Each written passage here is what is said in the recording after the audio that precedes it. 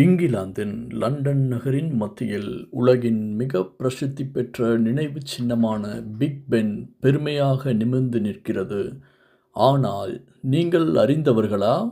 Big pen என்றால் இந்த கோபுரம் அல்ல, அதனுள் இருக்கும் மிகப்பெரிய மணி. 1859ஆம் ஆண்டு கட்டுமானம் முடிவடைந்த பிக் பென் 2 உலகப் போர்களில் இருந்து ராணி விழாக்கள் வரை இங்கிலாந்தின் முக்கிய தருணங்களுக்கு பக்கத்தில் இருந்துள்ளது. அதன் ஆழமான மணி ஒலி 2ஆம் உலகப் போரின் போது குண்டு தாக்குதல்கள் அதன் சத்தத்தை நிசப்தமாக்க முயன்ற போதும் லண்டனின் எதிர்ப்பின் அடையாளமாக இருந்தது.